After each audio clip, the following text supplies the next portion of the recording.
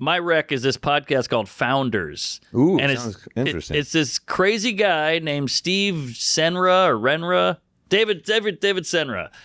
This guy's a nut, but he's like a file cabinet of information. He reads autobiographies and then tells you all the greatest hits. That's awesome. So I listened to the one on Agassi, which got me into the, and then your rec on Agassi. So I'm like, all right, I got the book. I think it's the greatest sports book ever written. It's incredible. Agassi's autobiography. That's my opinion. But like all the Henry Ford and all these guys are unbelievably interesting in their stories because you always hear about Steve Jobs with the turtleneck. That might be the best. That might be my favorite biography ever. Yeah. So he breaks Walter Isaacson. Yes, but he breaks Nola it guy, down. I think. Huh? I think he teaches at Tulane, Isaacson. Oh, really? I could be wrong. Wow, that's incredible.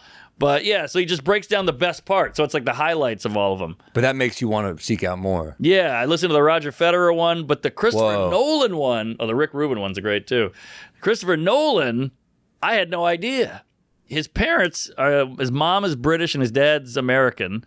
They send him to the hardest Catholic school, boarding school in England. They live in Chicago. They're like, get out of here.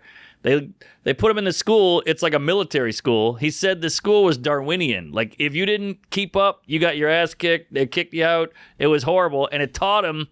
That's why the Odyssey was under budget and ahead of schedule. Damn. That movie was ahead of schedule and under budget. That's insane. Yeah. But he's like, this school taught me how to do things efficiently, do things quick, and make shit work. And fucking fascinating. He said, he's like, Inception, I thought of when I was 16. I would lay in bed at my boarding school and think about Inception. And then he made Inception. And now everyone's laying in bed scrolling fucking For You page. It's like there's value in Boredom. Boredom is valuable. 100%. Yeah, he said he would just lay there and think. And he has no cell phone.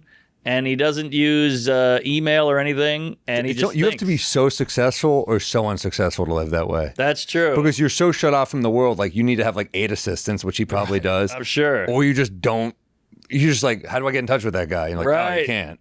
And he wants every part of the movie. He's like, I want to work with the costume guy, I want to work with the set guy, the script guy, I'm the director, and I want to work with the actors and the location guy. He's all over the movie. Yeah. And he did Memento. He played it at Cannes or whatever. Dead silence after the movie, and he was like, I bombed. Everybody hated it. And they got like a 10-minute standing ovation. Whoa. So then he wanted... Don't you feel like everything gets a 10-minute standing ovation? It feels like that, I feel like yeah. they're like, this movie got an 18-minute standing ovation. I'm like, that's not even fucking possible. I know. Nothing got a 18-minute standing out. 6 minutes of doing this, you're like, we're still going. Okay. I've never... okay. I don't think I've ever been in the presence of a movie getting a standing O. Is that like a thing? Why do they do that there? No, I haven't either. Is it yeah. all like showy? Is it just to be like? I think in festivals they do it, but maybe clap, but a standing O is crazy. It's weird. Yeah, but that's how they show, whatever. But he tried to make another movie. Nobody would buy it. And then he was like, all right, I guess I'm out of the business.